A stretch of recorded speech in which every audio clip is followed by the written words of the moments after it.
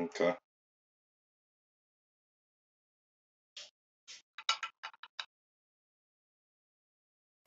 This is Magic More, the party spark of the J team, 8-time extraordinaire, Decatur Raider. This is your boy Chuck C from them Throwback Boys. Stacks on deck. Zone 3 representative. And this is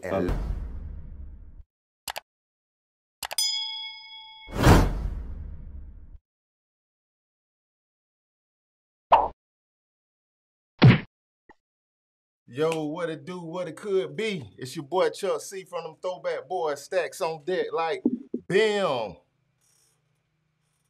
Already, y'all know what it is. It's your boy Magic More, the party spark representing the J team, man. That for sure. You know what I'm talking about? And that's all the way from the west side to the east side, man. You know what I'm talking about? We're in the thing once again, my friends. You know. So what's shaking and popping, man? We got grooving tonight, baby. You know how we do it, man. We always bringing them with that true talent. And listen, when I say true talent, man, we always talking about multi-talented people when we come bringing this thing. So tonight we got DJ PowerLord, man. I'm talking about we got DJ PowerLord, a disc jockey. Not only is he a disc jockey, but he a hip-hop artist. Not only is he a hip-hop artist, but he's a music promoter. But not only is he a music promoter, but he's a radio personality. Not only is he a radio personality on the air, but he also got a radio show on the internet, man. If y'all don't know, man, you got to be real slow, man. We talking about DJ PowerLord. DJ PowerLord, welcome to the show. Welcome to the show. Hey. DJ PowerLord in the building. What's happening? What's happening, man? Oh, shit, what we got going on here, man? You got yourself muted. Sorry. Yes, sir. You hear me? Yes, sir. We're going to take it back? Can you hear me? Yeah, we can hear you now. All right. Well, thank you for bringing me on Atlanta rap history. I am DJ PowerLord, the god of bass, the bringer of boom. Yes, sir. Yes, sir. Yes, sir, man. And welcome to the show, man. We know you're a person that wears many, many hats. And not only, like I said, we always on this show talk about the business of music. And not only are you in the music business, but you're also in the business of music. So talk to us a little bit about your beginnings and doing the being a music promoter. Okay, well, music promoter. Boy, you jumped way ahead. Oh, well, let's jump. Well, my bad. Let's jump way back. What was the first hat that you wore?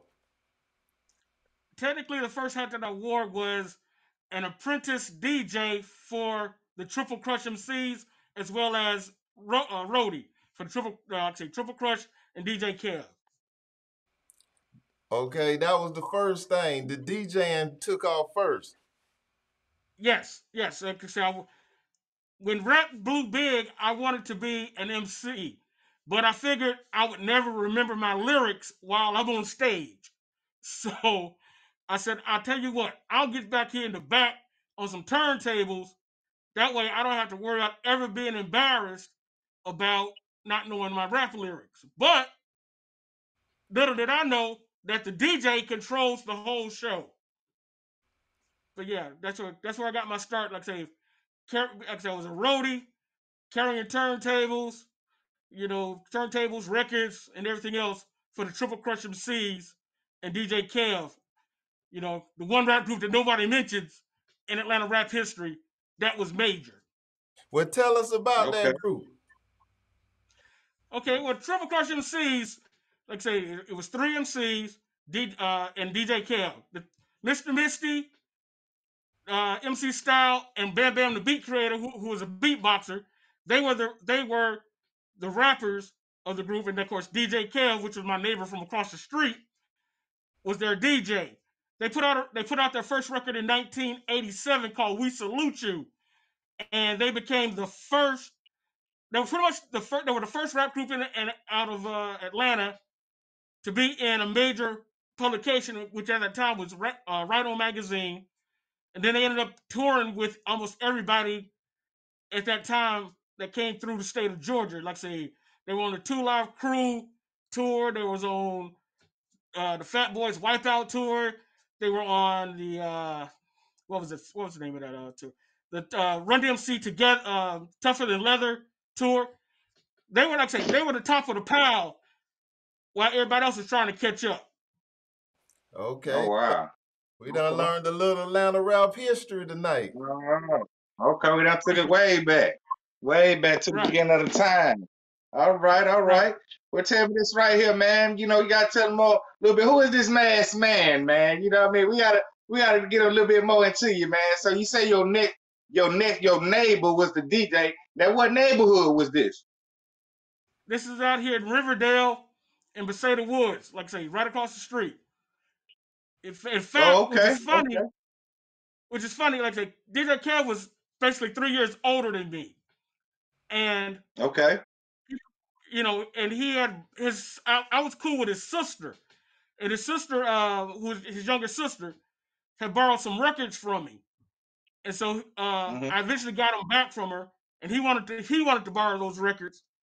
So I went over to I went to take him over to his house so for him to borrow it. And the first thing he said to me was, "Hey man, I'm gonna make a record as soon as I come because he was in college at the time at Albany State." And he goes, "When I Okay, come back for Christmas break, winter break, I'm gonna make a record." And from that moment on, I was like a tick on balls. He wasn't going nowhere that I wasn't gonna be right there with him. Okay. okay, okay, So okay. then you went on the So now, DJ. Go ahead, Magic Mark.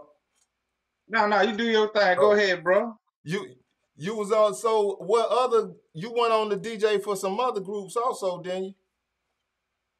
Well, yeah, so the first group that or act that I got with once I left Triple Crutch was a rapper by the name of uh, I Rock Ski, Chief I Rock Ski. Like I said, you can look us up on Discogs. We're definitely there on Discogs.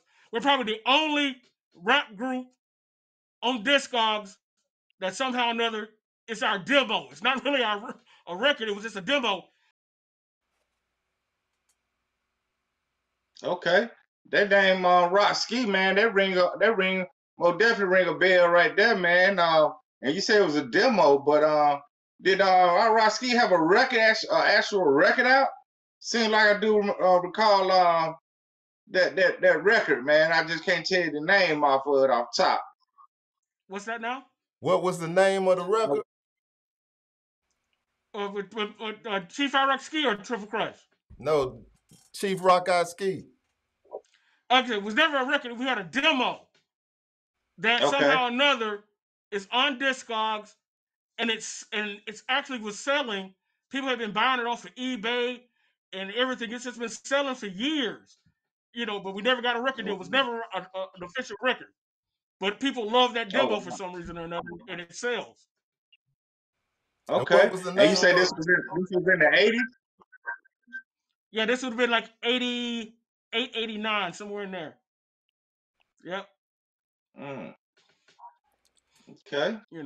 So from DJing, what was your next point of view? What was the next hat that you wore? I became a club DJ at Shakers, the club Shakers that would eventually become Sharon Showcase on Gresham Road. I went there as a DJ, and like I said, it was an adult club, but I talked the owner of the club into turning Friday nights into a teen night. So he turned it into a teen night, and then eventually down the road, I'm gonna say a couple of months down the road, Sharon's bought the spot and turned it into the Sharon Showcase. So, And that's the one that's on Okay. Gresham Road. So yeah, on Gresham Road, right? So actually, what you saying? You birthed the idea of the teen club here in Atlanta. Well, no, I didn't bring that. I would never say that. Back in my teenage years, there was a club up in Cobb County called the Mardi Gras, and it was a teen club.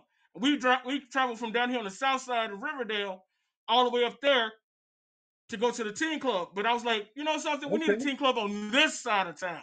That wasn't a skate rink. Okay. Like, Okay. Kids that were really too old for the skating rings, and but too young to go to the adult club. So that was my concept. But like I say, but Sharon had already done this before I even moved to Atlanta. She had already done it. Oh, okay. So where you originally from? Originally, I'm from an area of Alabama that's called the Quad Cities. Now, back then it was called the Tri Cities, and that was Tuscumbia, Alabama, Muscle Shoals, Alabama, Florence, Alabama, and Sheffield, Alabama. And a lot of hit records and black music got recorded out of that area. Oh wow. Name some Okay. of them. Well, I mean, Land of a Thousand Dances by Wilson Pickett. When a Man Loves a Woman, Percy Sledge. In fact, that's my dad's first cousin. Uh, Jimmy Hughes. I can't think of his song at the moment. Clarence Carter's what was that? Backdoor Santa. All that's recorded in that area. Wow. It's Aretha Franklin recorded there when she first got with Atlantic. Wexler brought her to Muscle Shoals to record there. So when you see the movies when they said they're talking about fame, that was pretty much right down the street from where I live. Wow. Okay. Okay. Yeah, Fame Recording Studio. So it's a lot. I mean, a lot of big black records got recorded out of that spot. A lot. In fact, just because I'm gonna be egotistical about it, if you want to ever look up on Muscle Shoals, there's a documentary called Muscle Shoals, and it'll tell you the whole story. Okay. Okay. Well, y'all check that out, man. Get a little more insight on what we got going on here, man. What we talking about. So y'all, hey, at some point, man, we gotta have to unveil this mess, man. I know people want to put the name to the face and the face to the name, man. But I like that whole concept right there, though. I like that. Right, And where right. did that concept come from? Honestly, it comes from the fact that I was a big wrestling fan as well as music fan. Now, I'm not gonna say rap music fan. I was a big music fan, but I was also a big wrestling fan. So I always said, wear the mask to stand out and be different. Okay. Yes. All right. Yes, sir. We got the wrestling mask. We got the wrestling belt. Hip hop is real rooted in that wrestling, especially because wrestling is real rooted in Atlanta. So, Right. a lot of Atlanta rappers are really rooted into that wrestling custom. Yeah, but see, I fell in love with wrestling. Well, I started watching wrestling back when WTBS was WTCG in Alabama, right? When it first went up on the satellite in the 70s. So I was watching wrestling then. Then we moved when I was 10 years old.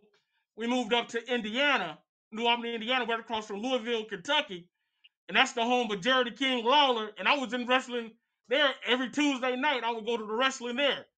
So when in fact Okay. the funny story is when I'm 16, well I'm 15 actually because I turned 16 when I got here.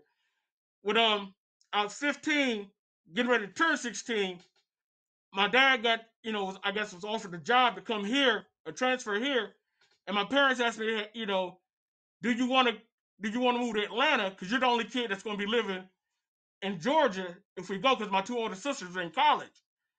So I said, yeah. I'm like, you talking about Atlanta? They're like, yeah. And I said, the first thing I said was, and see Ric Flair in the Omni, we're moving. Yeah, no Okay. doubt. Hey, that's right. Man, we talking about Harley race. We talking about on the back the Freebirds, man. We talking about Right. wrestling #1 and wrestling #2, man.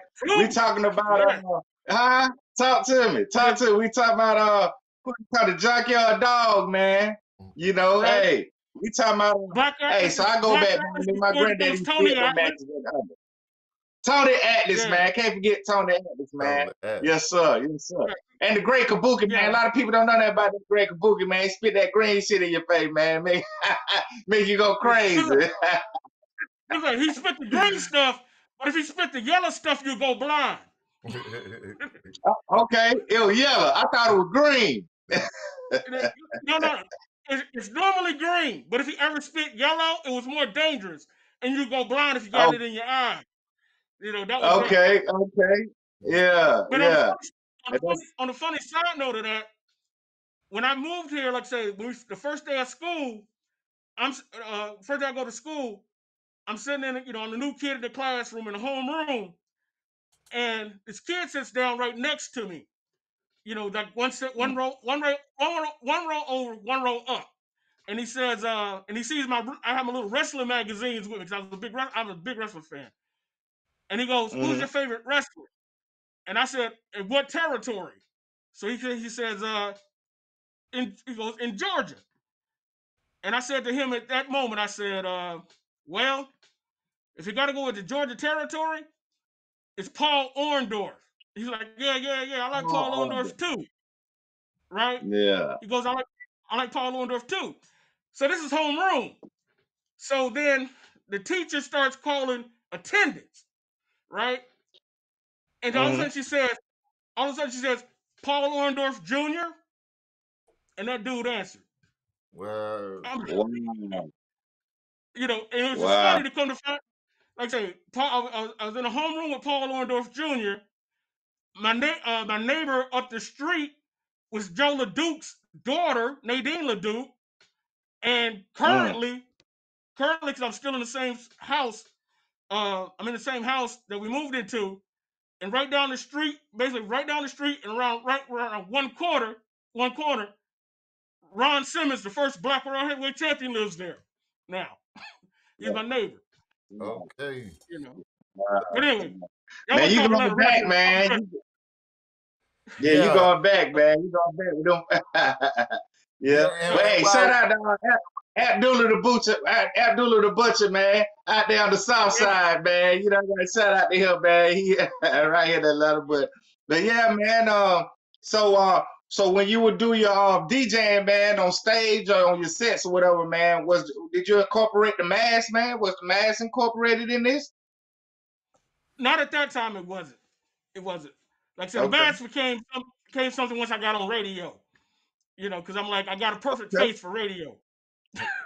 Okay, well, let me ask you this. Uh, Since it's not visual in radio, what was the significance of the mask being on the radio with a mask?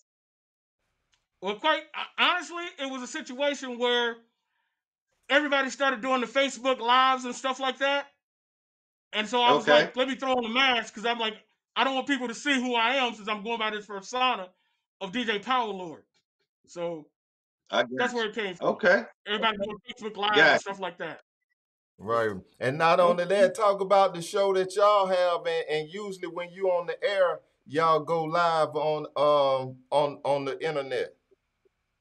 Well, I do sometimes. It's not a big thing.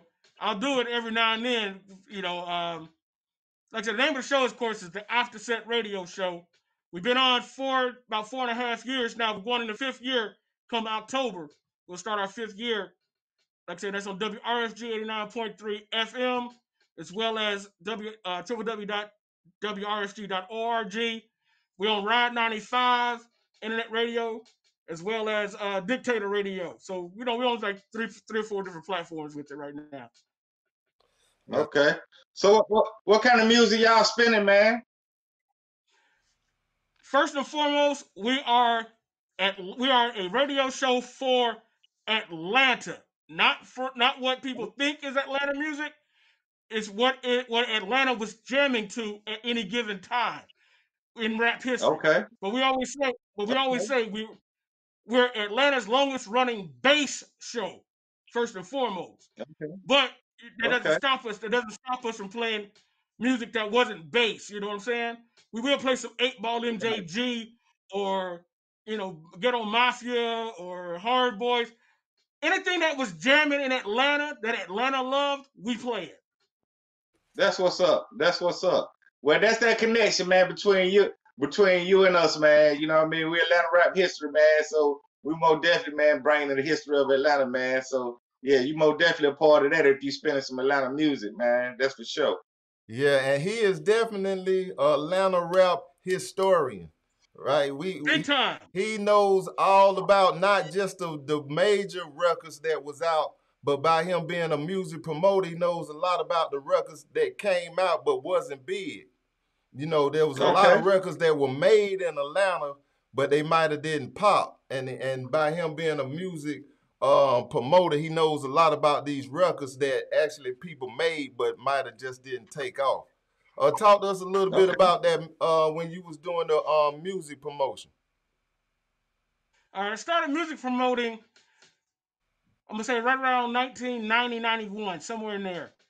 Um, my mentor, Busy Brian Lasseter, producer, Atlanta's first hip hop producer of name and note, sent me out with like uh God, I can't remember at the time, but he used to give me little records every now and then to run around. But like one of the first records he actually gave me was actually Arrested Development's first record, which was, I believe it's called Biscuits and Gravy. And this is before they even made it close to a major, you know.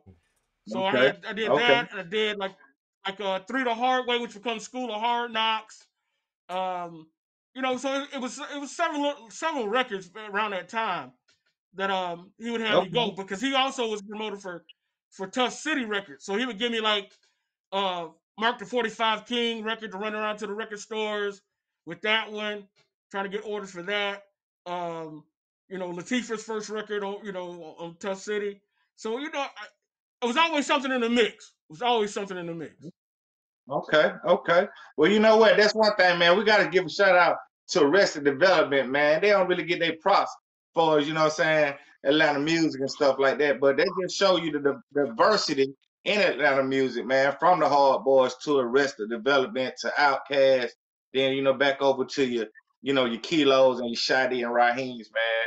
It's just really, real diverse with the music, man. So, we've been culturally influenced by, a lot of records from a lot of other places, and even like the band era, man, with Brick and Cameo, and just a lot of sound funk, and man, we just you can just get it all here in Atlanta. It's a melting pot, not just with the people, but it's a melting pot with the music too, man. I mean, like I said, if you go back into the R&B scene, that's so many cats, man. Like you said, you mentioned Brick. Like I said, Brick, SOS Band. Uh, um, like I say, who else was there? Mother's Finest with Joyce. I think her name was Joyce Kennedy. Princess Starbreeze, who Hmm. becomes Deborah Killing on a lot of rap records. Okay. You know, Okay. uh, Evo Bryson. I mean, Right. I've associated with some of all these people in some way, form, or fashion. Through Wow. the years. Yep. That's what's up. And what they keep forgetting too, man, the godfather of all this, man, straight out of Georgia, man, Augusta, Georgia, you know what I mean? Reality say James Brown, man, influenced rap, period. You know what I'm saying? Yeah. Straight out the Oh, well, of GA, course, man. Ain't no more playing GA, baby. well, I mean, this is. I was just sticking with Atlanta, but like I said, you had James, you got Otis Redding out of Macon, Little Richard out of Macon. Talk So to it's a him. lot. Talk to him. You know, Yeah, we you need to let know, him. Hey, yeah, we and gotta let him know, man, about that. We gotta let him know about this dirty South, man. here's one that y'all don't know about. But I guarantee you, Chuck C don't know this, because Chuck C rolled out of Florida. I bet you he didn't know that Blowfly was from Georgia. No, I didn't know Uh-oh. that. I did not know that, but shout out to Blowfly. That was the first rap I ever remember. That's the first rap I ever memorized. This is Blowfly, the master of class. And I'm here to rock some That's it. soul to you. Y'all know what it Yes, is, sir. man. That's right. Okay, Rap dirty. okay. Blowfly, he's actually from Georgia. Wow, I did That's what's not up. know that. That's what's up. And that was, like I say, that was before Rappers Delight. Yes. Yes. Yep. Wow. Like I said, Wow. that was back with in the Rudy Ray Moore days. So Yes, sir. Wow. yeah. Wow. Yes, sir. That's some history, man. Yeah, and if you That's ever get a definitely some chance to history, look man. that up on YouTube, look up Blowfly. Man, he was a rapper talking gangster rap, man, and I'm saying this before Sugar Hill Gang, and he was talking gangster rap. But the crazy part about it was he was talking about doing some stuff to some white people, to the KKK people, some redneck Right. truckers that was in a bar. But if you ever get a Oh, chance to check that out, man, he goes hard, man. Blowfly. Yeah. Blow fly. But bringing it What's back though, up? but bringing it back, like I say, I've worked in promoting records. I've promoted records and people, a lot of people, man, who don't even know that I even might even touch their records. You know, throwing it back in, Okay. especially when bass kicked off strong in Atlanta.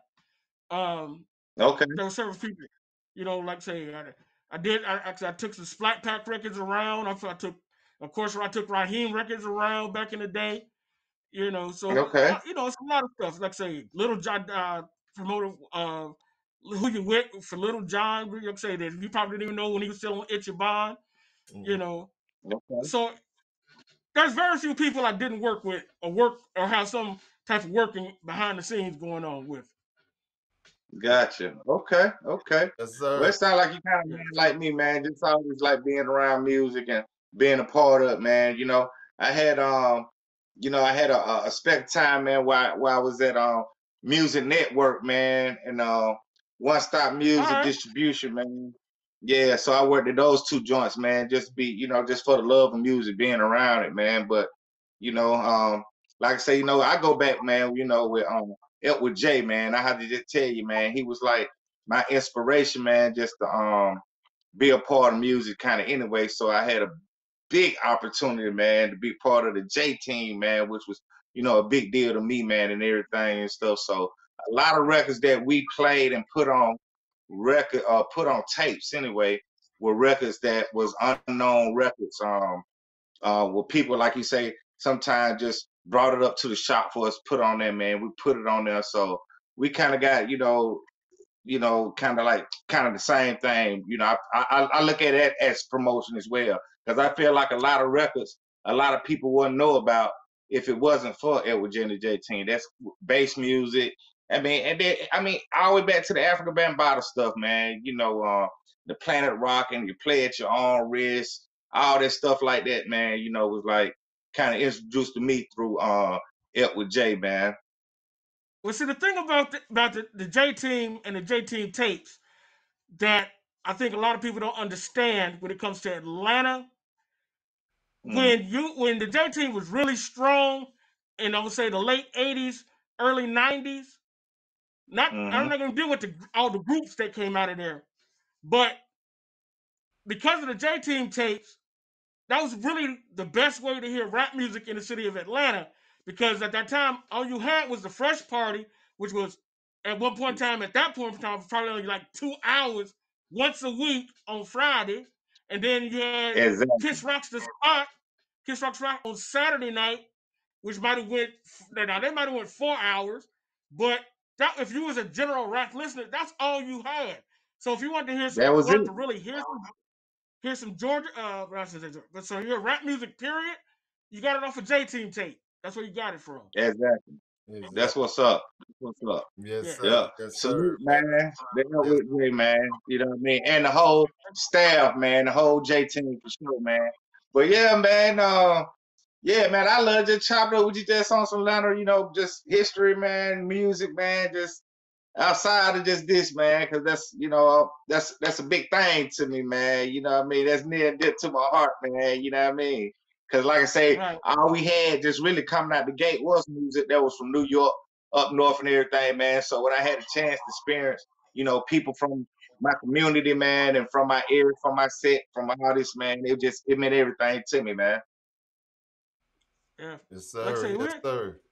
And I'm like I say, we I'm had a lot glad of I'm glad you was able to come on the show too, like I say, to talk about all the different parts of the business of music that people could be in that don't necessarily have to be a rapper, a singer, a beat maker, a producer. There's a lot of other positions in the business of music besides yes. just being a rapper.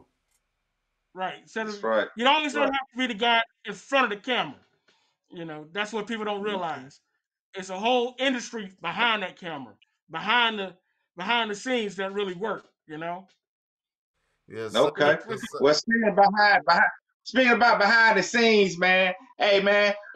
What's behind the mask, man? We it gotta be a bell. This is not around history, man. So, hey, the people want to see your face so they can put a name to the face and the face to the name, man. You know what I mean? So I don't know if it's gonna be the first time in history that you gonna unveil yourself, man. But I would love for it to happen on this show, man. Uh, the only I can't lose the mask unless I get pinned. So I can't lose it. You know. Hey, But like I said, don't tell me I gotta send Tom. I gotta send Tommy Wi-Fi Rich over there, man. I got the bad boys of Joe on Bad Street, man. Yeah, they take over here to hey, Bad Street, man. Over here. hey, I actually interviewed Tommy Rich. I interviewed Tommy Rich when I had my own wrestling radio show back in the early 2000s. Yep. Oh wow, man! So That was a treat, man. That was one of my oh favorite yeah, wrestlers, man.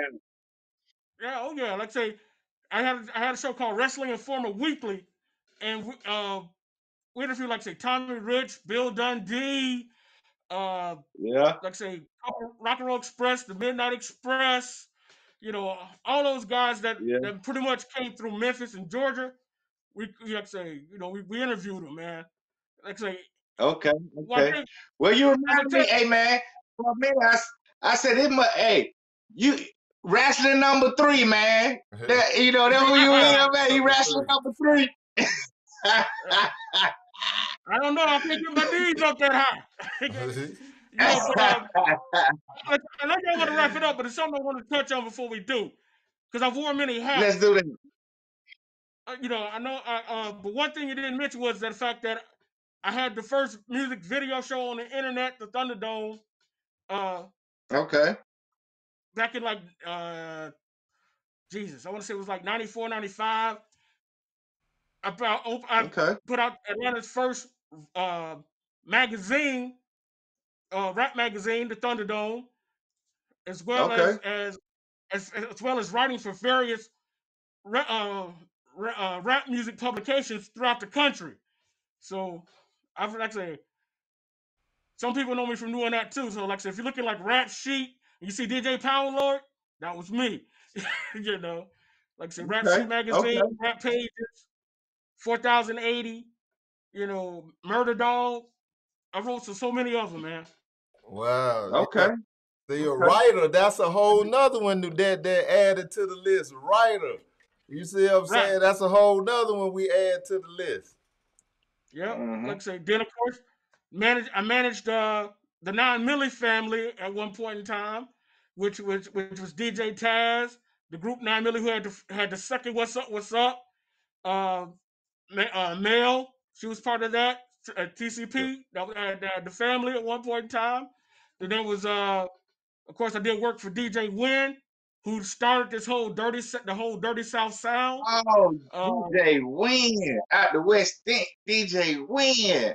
Oh yep, man, I ain't heard that name. When them asked you what you know about Schizo, man. Did you do anything at Schizo out of Bankhead Court, man? I think that was a record a lot of people kind of slept on. it definitely got slept on, but no, I didn't get to work with Schizo.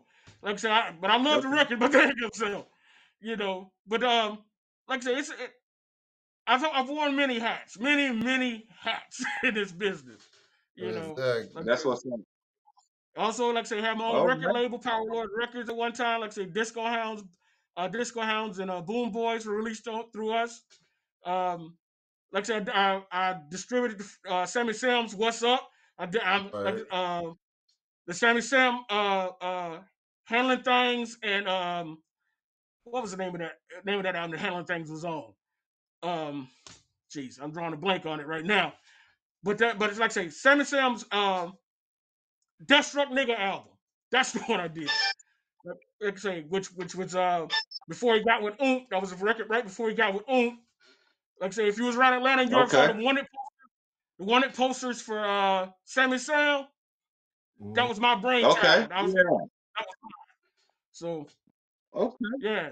Yes, Okay. sir. So like we say, man, true talent on this True Talent Thursday, man. We always trying to bring you the people that's not only in the music business, but the people that's in the business of music, showing you that there's other positions in the business of music. You don't have to be a rapper. You don't have to be a producer. There's other positions to be in the business. And we want to thank our guest today, DJ PowerLord, for coming through. Man, we appreciate you being showing Appreciate you. Let the people know where they Yes, can sir. find you at. Let the people know where they can find you at. Yeah, Yeah, like I they said, need you some can more look of me this up. history lesson, man. Like I said, you can find me on Facebook and Twitter under DJ PowerLord. You can always check out, like I say, our radio show every Monday morning, 3 a.m. to 6 a.m. on WRFG 89.3 FM.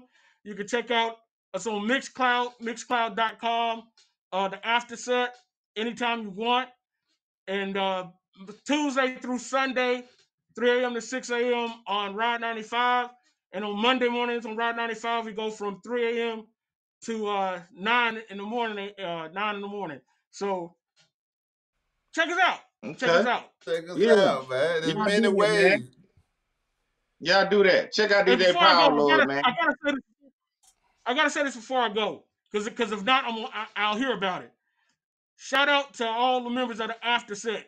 Your baby mama's real baby daddy, Big Alley Al, Mr. Southside, Jay Presidente, the first lady of the after set, the sweet Georgia Peach, Miss Jazzy P, as well as our eternal brothers that overlook and oversees all this for us, which is the late great DJ Wynn, as well as the Space Cowboy Uncle Reggie ATL.